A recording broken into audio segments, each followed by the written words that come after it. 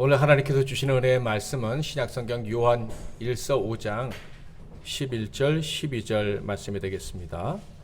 신약성경 요한 1서 신약성경 제일 뒷부분에 있죠. 요한계시록 앞에 요한 1서 5장 11절 12절 말씀.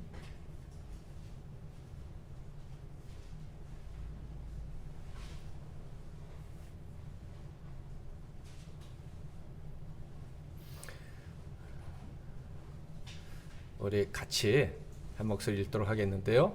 영상을 보실 분들은 영상을 보시고 읽으시면 되겠습니다. 시작. 또 증거는 이것이니 하나님이 우리에게 영생을 주신 것과 이 생명이 그의 아들 안에 있는 그것이니라. 아들이 있는 자에게는 생명이 있고 아들이 없는 자에게는 생명이 없느니라. 우리 한 번만 더 읽겠습니다. 시작. 또 증거는 이것이니 하나님이 우리에게 영생을 주신 것과 이 생명이 그의 아들 안에 있는 그것이니라. 아들이 있는 자에게는 생명이 있고 하나님의 아들이 없는 자에게는 생명이 없느니라. 아멘. 할렐루야. 이 자리에 나오신 모든 분들과 또 각 처소에서 영상으로 예배 드리시는 모든 분들에게 하나님의 은혜가 임하기를 기원합니다. 오늘은 다른 것과 틀린 것, 다른 것과 틀린 것이라는 제목으로 하나님 말씀을 상고하겠습니다. 여러분은 예수님을 잘 아십니까? 그런데 놀랍게도 어떤 사람들은 교회 생활을 참 오래 했는데 예수님을 잘 모르는 사람들이 있어요. 심지어 목회자 가정에서 자라는 사람도 예수님을 모르는 사람들이 있더라고요. 예수에 대해서는 잘 압니다. 성경도 너무너무 잘 알아요. 당신이 저보다 성경을 알아도 얼마나 하는지 모르겠지만 저는 웬만큼 다 알아요. 이렇게 말하는 사람들조차도 예수를 모르는 경우가 있다라는 거예요. 예수님에 대해서는 들어봤는데 예수와 상관이 없이 살아가는 사람들이 정말 많다. 참 이상한 일이죠. 정말 예수를 안다면 어떤 일이 벌어질까요? 예수를 안다면요, 일단 시선이 자기를 향할 수가 없어요. 그러니까 내가 얼마나 성경을 많이 아는데, 내가 얼마나 교회 생활을 많이 했는데 하면서 이 자기를 드러낼 수 있는 이런 이 언어를 사용하지 않는다, 이런 얘기예요. 예수를 정말 알면은요, 하나님께 시선을 두게 됩니다. 그래서 예수를 정말 알고 내가 정말 예수를 아는구나, 예수님이 정말 나를 아시는구나, 이런 깨달음을 갖게 되면 늘 나오는 이게 찬양이 있어요. 오래된 찬양이지만 또 예수를 내가 알고 있구나, 예수님이 나를 아시는구나 하는 것을 깨닫는 순간마다 나오는 찬양이 하나 있어요. 저 같은 경우는 왜 날 사랑하나, 왜 날 사랑하나, 왜 주님 칼보리 가야 했나, 왜 날 사랑하나. 정말 예수님을 알게 되면 예수님이 왜 나를 사랑하시는지, 내가 왜 예수님을 사랑하게 됐는지, 이게 늘 놀라운 거예요. 그래서 나는 믿음이 좋아, 난 성경을 얼마나 많이 하는지, 너는 얼마나 많이 알아, 이런 식의 사고를 할 수가 없다 하는 거예요. 예수를 안다는 것은요, 자기 지식으로 자기 노력으로 아는 게 아니기 때문에 그래요. 성령님이 도우셔서, 그러니까 하나님이 도우셔서 예수를 알게 되는 거예요. 그러니까 예수를 알게 된 사람은요, 내 잘났다는 얘기를 할 수가 없는 거예요. 하나님이 나를 아시는구나, 하나님 나를 도와주셨구나, 이렇게 생각을 하니 왜 날 사랑하나, 이런 노래를 부르게 되는 거죠. 요한일서 5장 5절 6절을 보면, 이는 물과 피로 임하신 이시니 곧 예수 그리스도시라. 물로만 아니요 물과 피로 임하셨고 증언하는 이는 성령이시니 성령은 진리니라. 증언하는 이가 셋이니 성령과 물과 피라. 또한 이 셋은 합하여 하나이니라. 이게 무슨 말씀이냐 하면, 우리가 믿음을 갖게 된 이유가 뭐냐면 예수님이 피와 물을 흘리셨고 성령님이 오셔서 깨닫게 해주셨기 때문에.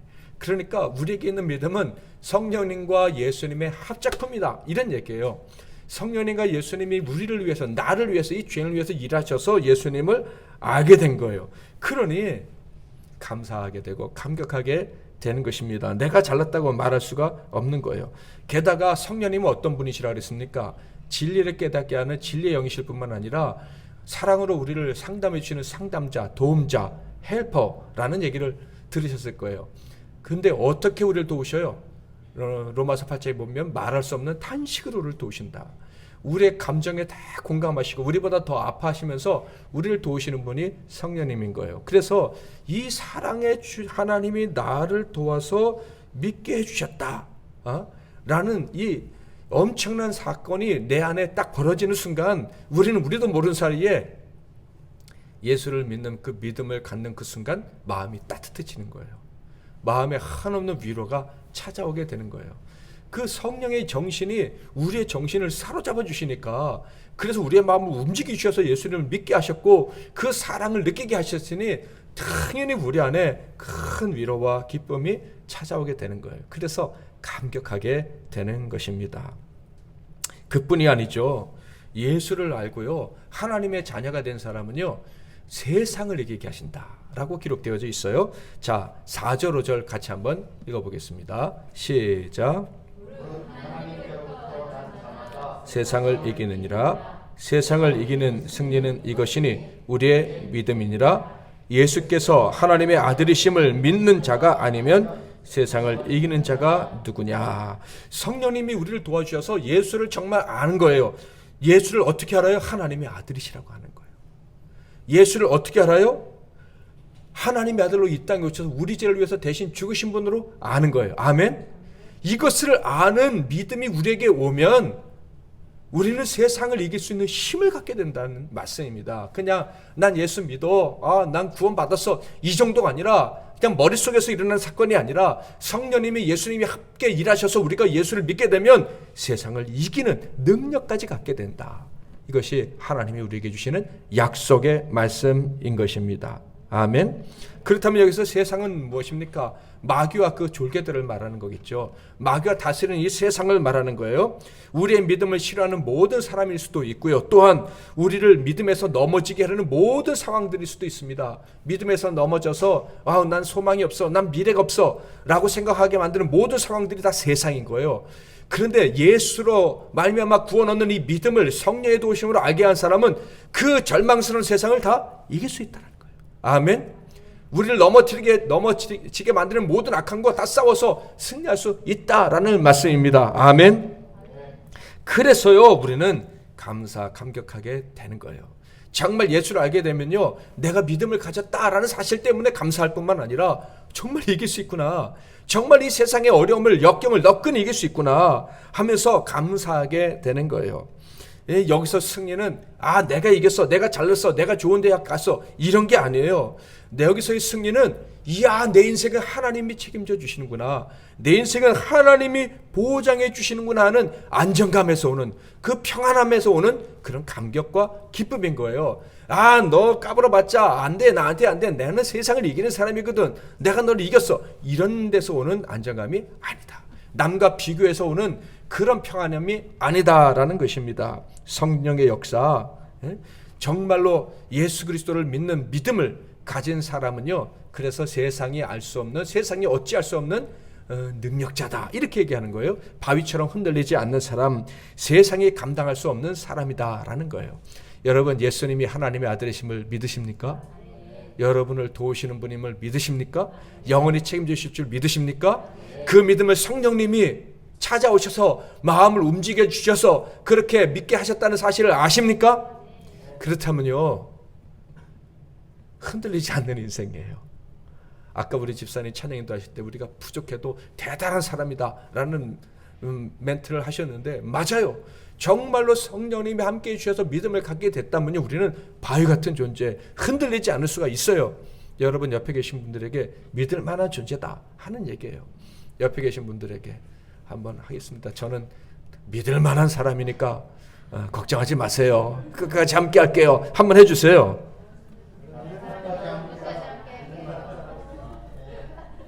혹시 남편을 우습게 여기시는 분들이 계셨다면 이 시간에 회개하시고 그래서요, 요한은 말합니다. 예수를 믿는 사람에겐 언제나 확실한 증거가 있다. 확실한 증거가 있다. 자, 5장 10절 같이 읽겠습니다. 시작. 자기 안에 증거가 있고 하나님을 믿지 아니하는 자는 하나님을 거짓말하는 자로 만드나니 이는 하나님께서 그 아들에 대하여 증언하신 증거를 믿지 아니하였습니다. 아멘. 사도 요한은 확실하게 자신 있게 말합니다. 믿는 사람은 자기 안에 증거가 있다. 우리에게 증거가 있습니다. 저는 그 증거들 중에 하나가 여러분이라고 생각해요. 옆에 계신 분들이 증거예요. 아멘. 하나님이 우리에게 믿음을 주셔서 이렇게 귀한 분들을 만나게 하시잖아요. 그리고 쓰러지지 않는 승리하는 분들을 만나게 하시잖아요. 아멘. 이게 증거예요. 증거. 성령님께서 믿게 하시고 야, 이 믿음이 진짜구나, 이게 값진 것이구나 하는 것을 계속 확인하게 하시는 거예요. 그래서 성령님이 우리에게 오셔서 예수를 정말 알게 하시면요, 하나님 말씀이 참이구나, 하나님의 약속은 진짜구나, 야, 그 약속을 내가 의지하고 살아가게 됐다니, 그 약속이 나를 위한 것이었다니 하면서 늘 감사하고 감격하며 살아가게 되는 거예요. 왜 날 사랑하나, 전능자가 나를 책임져 주시는구나 하면서 사는 삶이 저와 여러분의 삶이다 하는 거예요. 아멘. 여기서 우리가 점검해 봐야 될 중요한 사실이 있는데, 그런 믿는 사람에게 감사와 감격이 먼저일까, 아니면 증거가 먼저일까? 뭐가 먼저일 것 같습니까? 첫 번째는요, 당연히 증거가 먼저예요. 어떤 증거예요? 다른 어떤 증거보다 우리 안에 가장 확실한, 하나님이 살아계시고 내가 하나님의 백성이라는 가장 확실한 증거는 무엇이냐면 예수가 하나님의 아들로 믿어졌다는 거예요. 예수님이 나를 위해서 죽으셨고 그 죽음 때문에 내 죄가 용서받았다는 게 믿어지는 거, 그게 가장 확실한 증거예요. 그런데 여러분, 그 증거가 우리에게 찾아온 순간 아주 그냥 거의 똑같은 순간 감사와 감격이 찾아와요. 야, 왜 내가 주님을 내가 어떻게 하나님의 아들이 됐지? 내가 어떻게 영원히 하나님이 책임져 주시는 사람이 됐지? 믿음을 가지게 되었다는 증거와 감사와 감격이 같이 오니까 뭐 증거가 먼저 온다고 하지만 실제로는 동시에 발생한다라고 볼 수가 있어요. 근데 그 다음에 어떤 일이 벌어지냐면요, 이 처음 최초의 증거와 감사 감격이 딱 온 사람에게는요, 계속해서 증거가 나타나는 거예요. 계속해서 하나님이 함께 하신 증거가 나타나는 거예요. 아멘. 혹시 우리 중에 나는 근데 왜 증거가 없지? 하시는 분이 있다면 믿음으로 기도하세요. 어떻게? 하나님, 오늘 잠자리에 들 때 하나님이 정말 함께 해주셨구나 하고 고백하며 잘 수 있게 해달라고 기도하십시오. 아멘. 증거가 사라진 게 아니라 증거를 보는 눈이 없어진 거예요. 그러니까 오늘부터 그렇게 기도하시면 하나님이 눈을 열어주시면 정말로 함께 하시는구나 하는 것을 깨달을 수가 있어요. 이거는 제가 보증할 수 있어요. 제가 써먹어 봤거든요. 그날 이후로, 그렇게 기도를 시작한 이후로 저는 의심하지 않아요. 얼마나 많은 증거들을 가지고 살아가고 있는지 정말로 멋진 방법이라 저는 그렇게 생각합니다. 그렇게 꼭 기도하시고 하루를 시작할 수 있기를 바랍니다. 증거는요, 계속 찾아오는 거예요. 그래서 우리 삶이 아무리 힘들어도 마음이 냉랭해지지 않는 거예요. 우리가 아무리 억울한 일을 당해도 자포자기 하고 싶은 마음이 순간 막 들다가도 다시 용기를 갖게 되는 거예요. 한 주간이 아무리 힘들었더라도 하나님의 그 증거, 하나님이 나와 함께 하신 증거가 경험되기만 하면 또 새로운 한 주를 살 힘이 생기는 거예요. 마음이 뜨거워지고 그리고 따뜻해지고, 그리고 사랑하고 싶은, 용서하고 싶은 열정이 생기는 거예요. 그러니까 하나님께서 증거를 주실 수밖에 없어요. 하나님의 자녀들을 책임져 주시니까, 그 삶을 책임지시는 하나님이시니까 증거를 주실 수밖에 없어요. 증거를 달라고 기도할 때 하나님이 좋아하시고 증거를 주실 거예요. 야, 하나님 함께 하시는구나 하는 증거를 주실 거예요. 이게 우리의 삶이에요. 예수를 아는 자의 삶, 그리스도인의 삶인 거예요. 저는 이 삶이 고귀하다고 생각해요. 그러니까 무슨 테레사 수녀처럼 뭐 가난한 자들과 같이 산다. 제가 근데 인도 가보니까 정말 가난한 사람과 함께 살았을까? 하는 좀 의심이 들었어요.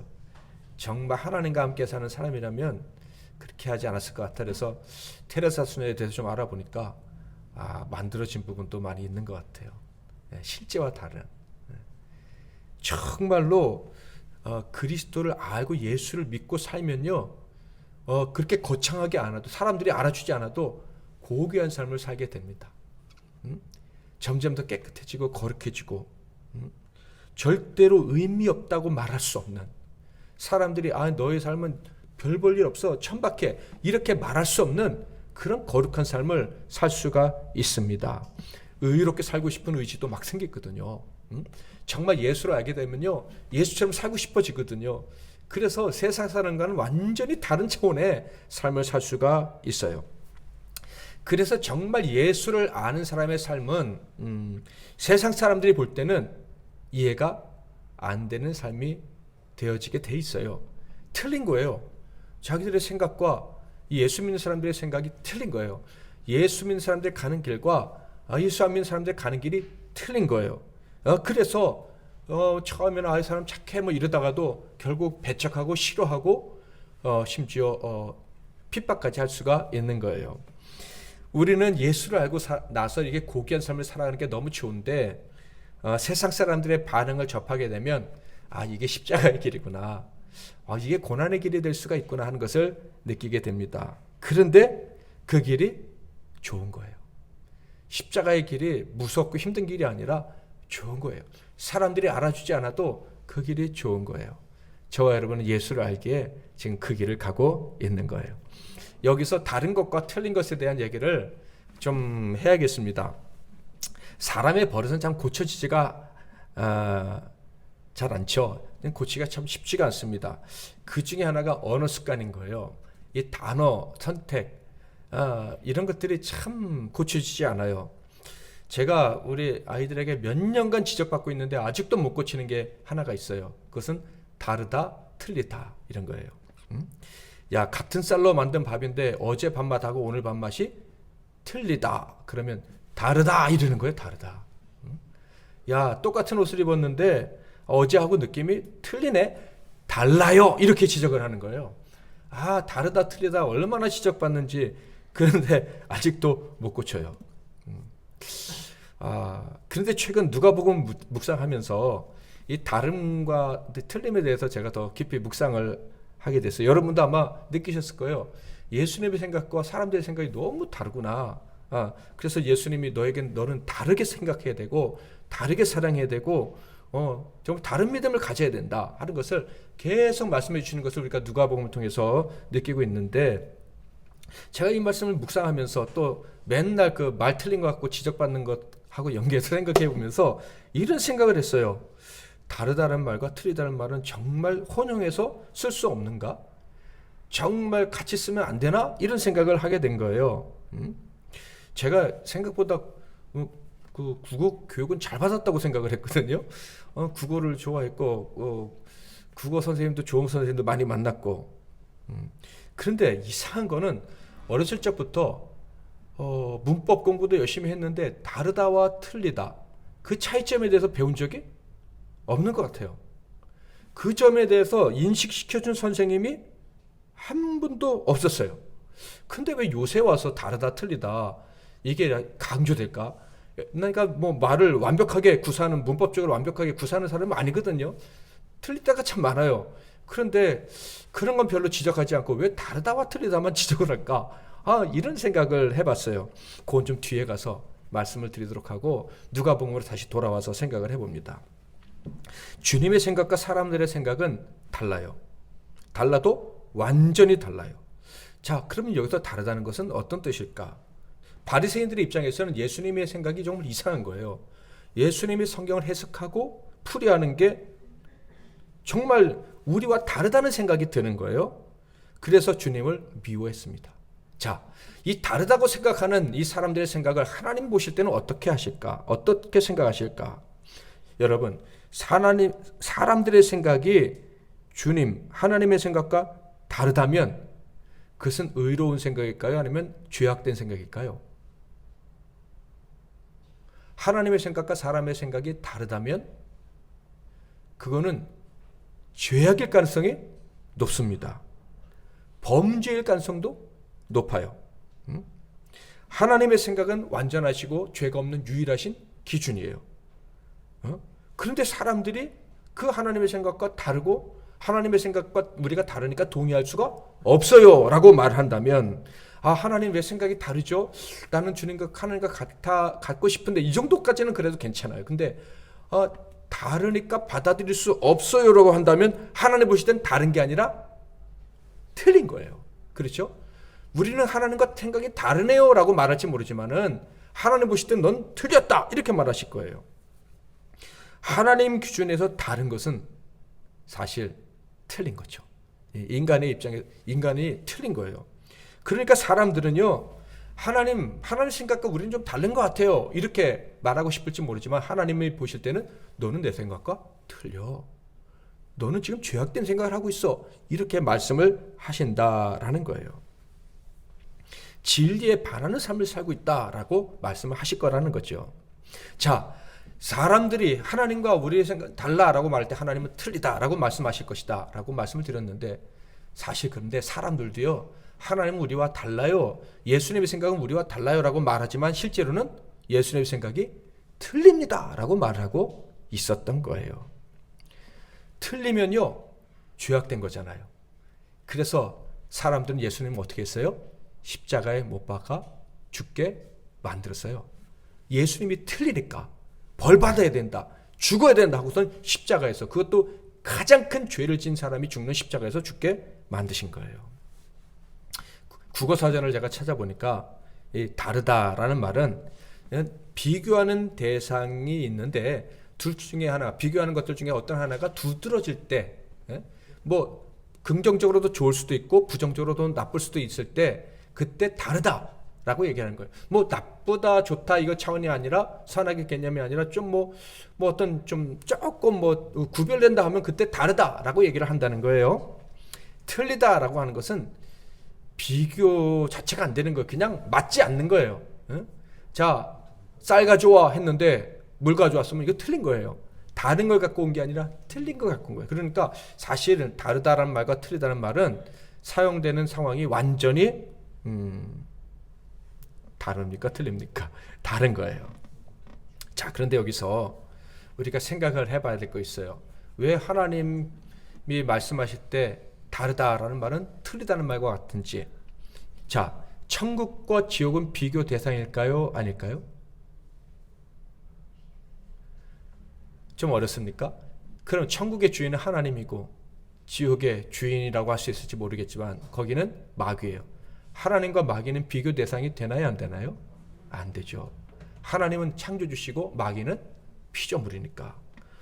창조주와 피조물이 어떻게 비교가 됩니까? 사람과 개가 비교가 됩니까? 피조물이다, 동물이다 할 때는 비교 대상이에요. 같은 동물이니까. 그러나 하나님의 형상을 가진 존재라는 측면에서의 사람과 그렇지 못한 개는 비교 대상이 될 수가 없어요. 다른 게 아니라 완전히 틀린 거예요. 마찬가지예요. 천국과 지옥은요, 비교 대상이 아니에요. 완전히 다른 차원이에요. 그래서 천국과 지옥이 조금 맞지 않다고 해서 다르다라고 말할 수가 없는 거예요. 이 천국과 같지 않은 것은 다 틀린 거예요. 그거는 지옥에 들어갈 수밖에 없다 하는 거예요. 그런데 세상 사람들은요, 비교하려고 해요. 천국과 지옥을 비교하려고 해요. 죽으면 가는 곳이 천국과 지옥 둘 중에 하나야. 뭐 지옥 아니면 천국 가겠지. 이렇게 말하는 순간 천국과 지옥이 비교가 되는 거예요. 하나님 나라와 마귀의 나라가 비교가 되는 거예요. 이렇게 비교함으로써 얻는 결과가 무엇입니까? 천국이 별거 아니고, 천국에 들어가야 될 사람들이 순종해야 될 하나님 말씀도 별거 아니고, 이런 생각을 하도록 만드는 것이다 하는 거예요. 그러니까 제가 좀 잘하고 있는 것 같아요. 웬만하면 다 틀리다라고 말한 게 저는 잘하고 있는 것 같아요. 계속 아이들한테 혼나긴 하겠지만은, 절대적인 것이 무엇인지 우리가 알잖아요. 그러니까 이 절대적인 것은 다르다라는 용어로 절대로 사용할 수가 없는 거예요. 마귀와 하나님 말씀이, 마귀의 속임수와 하나님 말씀이 어떻게 비교될 수가 있겠습니까? 절대로 비교될 수가 없어요. 그런데 사람들은요, 임신 쓰듯이 야, 하나님 말씀이 조금 더 좋긴 하다. 하나님 말씀을 지키면 좋지. 예? 심지어 신자들마저 하나님 말씀을 지키는 것은 참 좋은 거야. 지켜야 돼. 그런데 어떻게 다 지키고 살아 우리가 이 죄악된 세상에 살면서 어떻게 다 지키고 살겠어, 이렇게 이야기를 합니다. 이게 무슨 말이냐면 하나님 말씀과 마귀의 말이 비교할 수 있는 대상이라고 생각을 하기 때문에 그런 말을 하는 거예요. 그러니까 하나님 말씀 좀 못 지킬 수도 있지라고 말하는 것은 굉장히 무서운 말이라는 거 오늘 우리가 분명히 알아야 한다 하는 거예요. 그러므로 하나님 말씀 앞에서 마귀에게 속한 세상의 모든 말은 다른 게 아니고 틀린 것이다.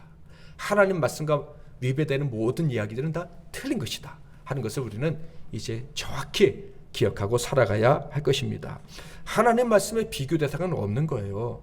온전히 지키려 하지 않으면 그건 다 틀린 거예요.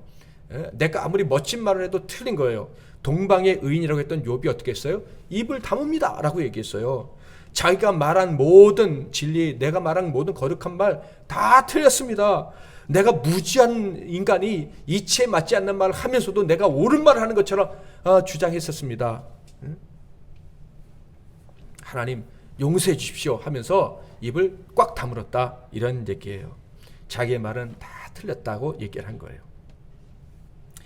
이 문화 충격, 타문화 이해 뭐 이런 것들을 공부해 보면 재밌는 게 있어요. 제가 옛날에 읽은 책인데, 우리나라는 인사를 할 때 고개를 숙여서 인사를 하잖아요.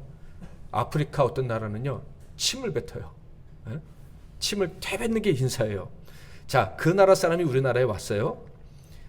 저랑 인사하는데 얼굴에 침을 탁 뱉어요. 그러니까 제가 얼마나 기분이 안 좋겠어요. 근데 옆에 있는 문화 인류학을 전공한 분이 이 사람 나라에서는 인사를 그렇게 합니다. 그러면 그렇군요, 이해하고 좀 다르군요 라고 하면서 우리 맞춰갑시다 이렇게 하겠죠. 근데 10년이 지나도 같은 동네 계속 사는데도, 한국에 사는데도 볼 때마다 침 뱉어요. 그러면 이건 다른 게 아니라 틀린 거예요. 그렇죠? 이 사람은 완전히 틀리고 나쁜 사람인 거예요. 다른 사람에 대해서 전혀 받아들일 생각이 없는 거예요. 여러분, 우리가 받아들일 게 있고 받아들일 수 없는 게 있어요. 바울이 뭐라고 했어요? 내가 유대인에겐 유대인처럼, 로마에게는 로마인처럼, 뭐 비교할 수 있는 대상끼리는 맞춰가는 거예요. 다름을 인정하고 하나 되기 위해서 노력하는 거예요. 자, 그런데 틀린 완전히 차원이 다른 것은 틀린 거예요. 그 세상에 갔을 때는 맞춰갈 수가 없는 거예요. 그냥 그 법에 그대로 따라야 되는 거예요. 아프리카 사람이 한국에 와서 다시는 이제 고국으로 돌아가지 않고 한국인으로 살려고 했다면 그때부터는 침 뱉는 거 절대 안 되는 거예요. 우린 이 세상에 살던 죄인이 천국 백성이 됩니다. 그러면 세상 방식은 그때부터 다른 게 아니라 뭐예요? 틀린 거예요. 세상의 삶의 방식은 완전히 버려야 되는 거예요. 완전히 천국의 원리에 따라서 살아야 되는 거예요. 저와 여러분은 예수를 알고 천국 백성이 됐어요. 하나님 아들이 되었어요. 아멘. 그렇다면 세상의 방식을 여전히 고수하려는 건 틀린 거예요. 그것은 어떻게 타협할 수 있는 그런 게 아닌 거예요. 절대로 안 되는 거예요. 오직 하나님의 말씀대로 살 수 있는 저와 여러분 되기를 축복합니다. 아멘. 자, 그런데 문제가 있어요. 하나님 백성 된 것은 알겠는데, 예수 믿고 천국 백성 된 것은 알겠는데, 그렇다면 완전히 틀린 그 하나님 나라 백성답게 진짜 살 수 있겠느냐 하는 거예요. 하나님의 법에 따라서 그렇게 완전히 살 수 있겠느냐 하는 거예요. 하나님의 법대로 사는 게 뭘까요? 자, 1절 2절에 이렇게 나와 있어요. 자, 1절 2절 한번 성경을 찾으셔야겠네요. 네. 컴퓨터에 문제가 생겨서. 요한일서 5장 1절 2절 제가 읽겠습니다. 예수께서 그리스도이심을 믿는 자마다 하나님께로부터 난 자니 또한 낳으신 이를 사랑하는 자마다 그에게서 난 자를 사랑하느니라. 우리가 하나님을 사랑하고 그의 계명들을 지킬 때 이로써 우리가 하나님의 자녀를 사랑하는 줄을 아느니라. 아멘.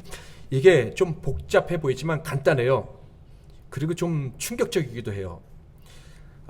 정말로 그리스도로 말미암아 구원받은 하나님의 사람들은요, 하나님이 낳으신 그리스도인들을 사랑한다는 얘기예요. 아멘. 자, 옆에 계신 분 한번 보세요. 저 안에서 사랑하십니까? 그러면 여러분 구원받은 사람인 거예요.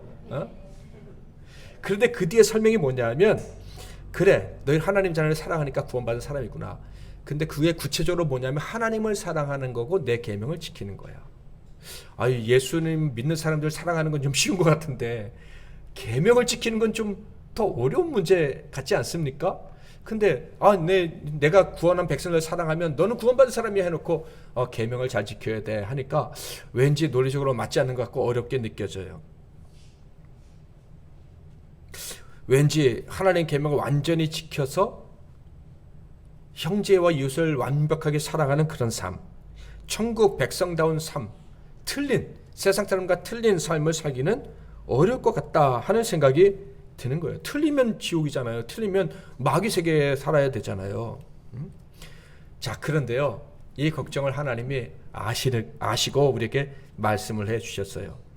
우리가 부족해도 정말 계명을 잘 지키는데 부족함이 분명히 있음에도 불구하고 틀린 존재가 아니라 옳은 존재로, 그러니까 이런 말 많이 들어보셨죠? 의로운 자로 살 수 있는 길을 내가 열어주었다라고 말씀을 하시는 거예요. 그게 4절 5절 말씀이에요.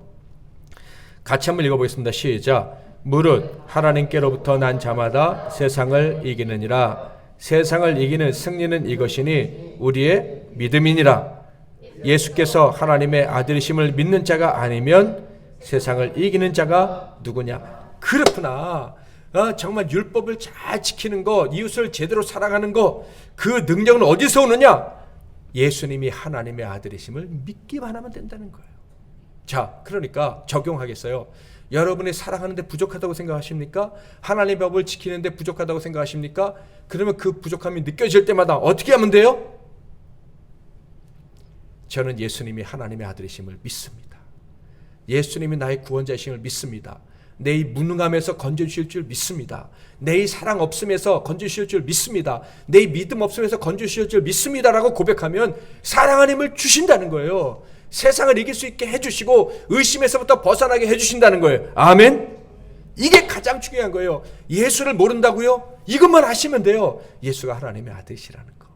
그러면 증거를 가지고 사는 거예요. 하나님이 날 도와주는 증거를 가지고 세상을 너끈히 살 수 있다, 이런 얘기예요. 시몬 베드로가 마태복음 16장 16절에 주는 그리스도시요 살아계신 하나님의 아들이시니이다 라고 고백했더니 네가 복되다, 천국 열쇠를 주었다, 그러니까 베드로는 천국 갈 수 있다, 쉽게 말하면 이런 말씀이에요. 그런데 그 말씀 뒤에 어떤 일이 벌어졌어요? 주님 십자가 못 집니다 말렸다가 사탄아 내 뒤로 물러가라, 이런 말씀도 들었고, 또 무슨 얘기까지 하셨어요? 너는 사람의 일을 생각하는구나.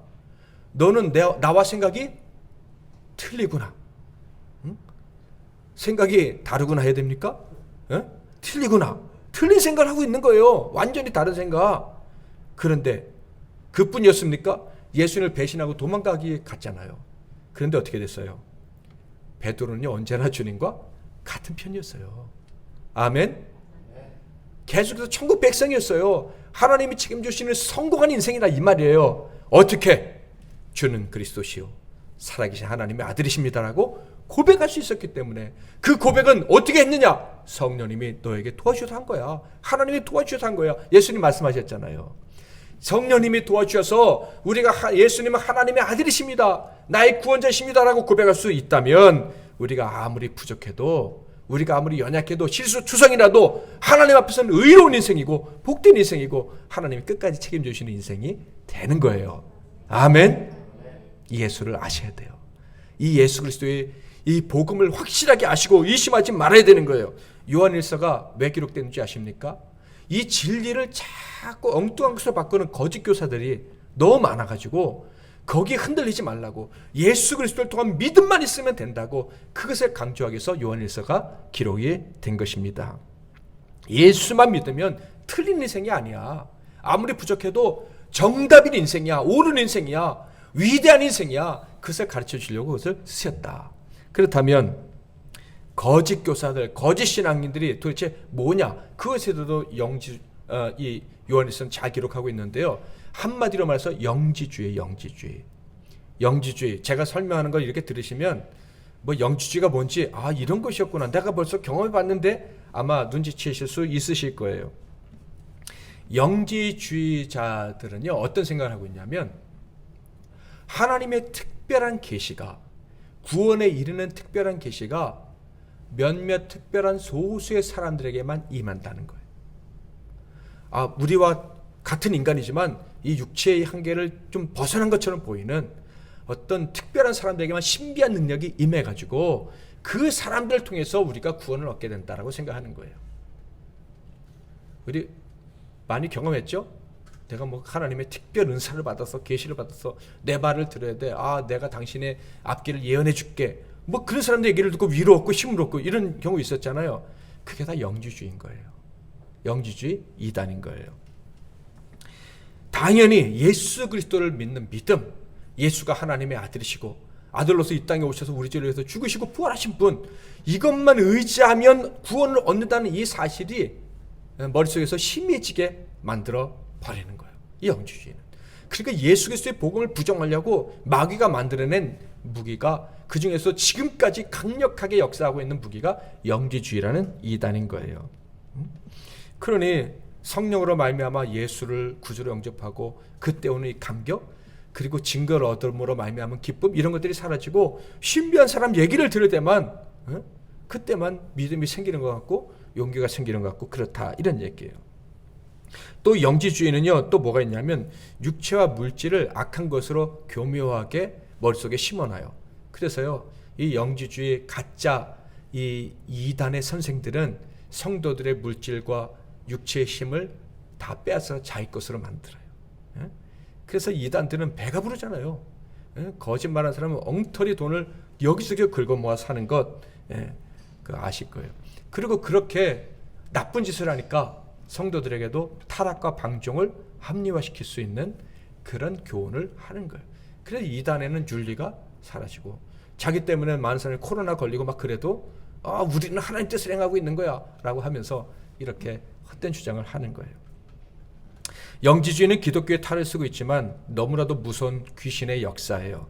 그런데 이 속임수에 오늘날도 많은 교회들이, 성도들이 속아 넘어가고 있어요. 그래서 교회 생활을 열심히 했지만 예수를 잘 모르는 거예요. 교회 생활을 열심히 했지만 하나님 말씀에 순종하지 않아도 뭐 좀 다른 거지, 조금 다른 신앙이지, 틀렸다라는 생각을 하지 못하는 거예요. 우리는 절대로 이런 영지주의 사상을 받아들일 수가 없죠. 그들은 다른 것이 아니라 틀린 거예요. 그래서 요한 1서는요, 사랑의 서신이라고 하잖아요. 사랑하는 자들아 우리가 서로 사랑하자, 이런 얘기를 계속하고 있는데 이 요한 1서에서도요, 영주인 틀린 거라고 얘기했을 뿐만 아니라 요한 2서에서는 뭐라는 줄 알아요? 이단을 가르치는 거짓 교사들은 집에 받아들이지도 말고 인사도 하지 말라고. 그러니까 그들은 사랑의 대상이 아니다. 그리고 요한 3서에서는요, 이 복음을 가지고 교회를 가르친다고 하는 이 디오드레베라는 장로가 독재를 일삼는 것을 보고 그 사람을 경계해라, 이렇게 얘기를 하고 있어요. 하나님 말씀대로 순종하지 않는, 하나님 말씀을 틀리게 적용하는 사람은 사랑의 대상이 아니다, 정죄해야 된다라고 아주 사랑의 사도가 무섭게 얘기를 하고 있어요. 너무나도 다른 것은 틀린 거예요. 틀린 것을 다르다고 말하지 않기를 주님의 이름으로 부탁을 드립니다. 하나님 말씀과 다른 거는요, 그건 틀린 거예요. 악이에요. 우리가 절대로 받아들일 수가 없어요. 참된 믿음은 오직 그리스도를 믿는 믿음이고 그분의 말씀에 온전히 순종을 하는 것입니다. 그 믿음만이 우리를 하나님의 백성으로 인정을 받게 하는 거예요. 자, 11절 같이 읽겠습니다. 시작. 증거는 이것이니 하나님이 우리에게 영생을 주신 것과 이 생명이 그의 아들 안에 있는 그것이니라. 아멘. 예수를 믿는 이 믿음, 그것만이 우리에게 뭘 준다고요? 영생을 주신다. 저와 여러분에게는 영생이 있습니다. 예수를 믿으면, 예수가 하나님의 아들이심을 믿으면 우리는 영원한 생명을 이미 얻은 거예요. 의심하지 마시기를 바랍니다. 다른 길은 없어요. 다른 믿음은 다 틀린 거예요. 이 믿음만이 영생을 보장합니다. 12절, 아들이 있는 자에게는 생명이 있고 하나님의 아들이 없는 자에게는 생명이 없느니라. 우리에게는 하나님의 아들이 계심으로, 그분을 믿음으로 우리는 영생, 생명이 있습니다. 생명은요, 꺼지지 않는 거예요. 언제나 다시 살아나고 자라나는 거예요. 그런 삶이 우리의 삶입니다. 그 삶을 살 수 없는 사람은 죽은 사람, 5장 19절 또 아는 것은 우리는 하나님께 속하고 온 세상은 악한 자 안에 처한 것이며, 우리 하나님의 아들 독생하신 예수 그리스도를 믿는 사람은 하나님께 속했고 믿지 않는 사람은 세상에 속했다. 다른 차원이 아니라 완전히 틀린 세계에 우리가 속해서 사는 것이다 하는 거예요. 자, 이로써 우리는 분명한 사실을 확인할 수 있습니다. 세상이 볼 때 우리는요, 틀린 사람들이에요. 아멘. 인정을 해야 됩니다. 그러므로 배척을 받을 수가 있어요. 이 틀린 삶을, 사람들에게 배척을 받을 수 있는 삶을 기쁘게 받아들이시기를 축복합니다. 우리 한국교회가 코로나 방역수칙을 어겼다고 미움을 받고 있습니다. 미워할 수 있는 기회를 제공한 것은 분명 잘못된 거예요. 그러면 안 되죠. 그런데 여기서 우리가 속으면 안 돼요. 우리가 미움받는 이유는 몇몇 교회가 코로나 방역수칙을 어겼기 때문이 아닙니다. 틀리기 때문이에요.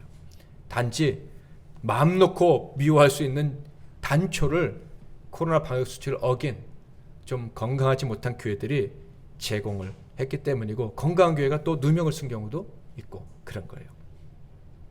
아까 앞에서 처음으로 언급했던 거, 아이들이 다르다 틀리다는 말에 왜 집중할까? 학교 교육이 달라진 것일까? 제가 어렸을 때부터 국어 교육이 좀 더 섬세화되고 세밀화된 부분 분명히 있을 것 같아요. 좋은 측면에서 본다면 언어를 좀 더 정확하게 사용할 수 있도록 교육하는 거죠.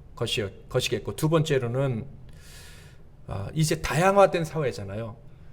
전 세계 사람들이 다 우리나라에서 함께 살고 이제 또 피부색이 다 섞여서 같이 사는 세계니까 다른 문화에 대해서 이해하는 건 너무나도 중요한 거예요. 다른 사람들이 함께 살기 위해서. 그런 면에서는 다르다와 틀리다를 정확히 구별하도록 가르치는 교육이 좋은 것이다 라고 생각을 합니다.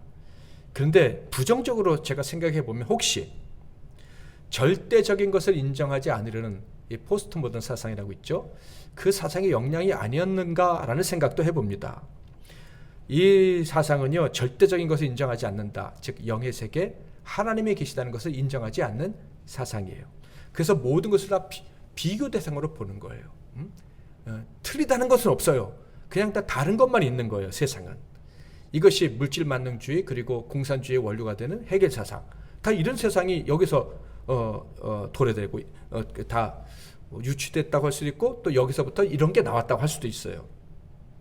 여러분, 하나님이 계시지 않다면, 영의 세계가 없다면 세상에 틀린 것은 없어요.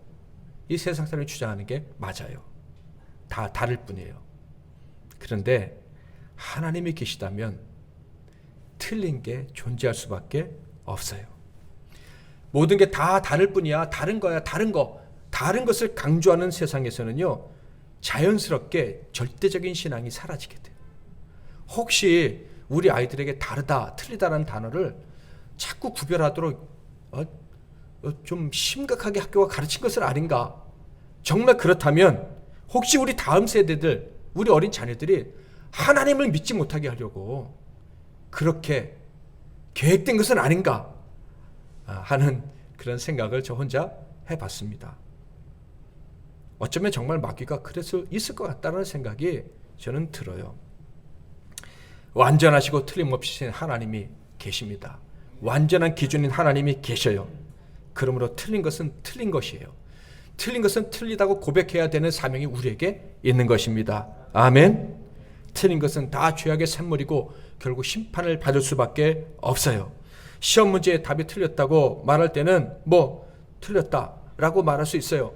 그러나 정말 진리의 문제에 있어서는 다른 시험 문제 틀렸다고 할 때는 틀렸다고 하지만 다른 상황에서는 다 다르다고 말하는 이 세상에서 우리는 틀리다고 말해야 될 때를 분명히 알고 틀린 것은 틀리다고 말해야 됩니다. 특히 진리의 문제에 있어서는 틀린 거예요. 예수 십자가의 복음 외에는 구원의 길이 없어요. 다른 구원의 길을 말하는 것은 틀린 거예요. 예수님은 하나님의 아들이시고 우리를 위해 오셨고 십자가에서 죽으셨어요. 그 이름을 부르기만 하면 놀랍게도 성령님이 역사하셔서 우리로 하여금 세상을 이기게 하십니다. 아멘. 이 믿음만을 가지고 살 수 있는 저와 여러분이 되시기를 바랍니다. 하나님 말씀 앞에서 우리는 언제나 틀리지만 그러나 예수 그리스도를 믿는 믿음이 있으면 우리는 하나님 앞에서 의로운 존재로 살아갈 수 있습니다. 세상은 다르다고 말하면서 다 틀리게 살다가 죽으려고 해요. 그러므로 우리는 하나님 말씀 앞에 굳게 서서 세상 사람들에게 틀린 것이 있다는 것을 정확히 말해서 그들이 틀린 삶을 회개하고 돌이켜 구원받을 수 있도록 만들어야 할 것입니다. 마지막으로 말씀드립니다. 예수로 말미암아 저와 여러분은 의인이 되었습니다. 틀리지 않습니다. 잘 살아가고 있는 거예요. 예수로만 의지하면 마지막에 우리는 칭찬받는 그런 복된 사람으로 천국에 들어갈 수 있습니다. 할렐루야. 또 증거는 이것이니 하나님이 우리에게 영생을 주신 것과 이 생명이 그의 아들 안에 있는 그것이니라. 아들이 있는 자에게는 생명이 있고 하나님의 아들이 없는 자에게는 생명이 없느니라. 아멘. 이제는 우리 주 예수 그리스도의 크신 은혜와 우리 하나님 아버지의 극진하신 사랑하심과 성령님의 위로교통 충만 믿게 하시고 복 주시는 은혜가 예수 그리스도를 믿는 예수 그리스도를 아는 참 믿음을 성령님께로부터 받음으로 의로운 자로 하나님 앞에 인정받는 자로 틀리지 않은 인생으로 살아가야 된 것을 기뻐하며 머리 숙인 이 복된 종들과 세상을 이기며 살아가게 될 그들의 삶과 장래 위에 이 나라와 이 민족 위에 세계 열방과 주님께서 피로 값주고 다시는 우리 MEC 나눔교회 위에 이제로부터 영원토록 함께 하실지어다. 아멘.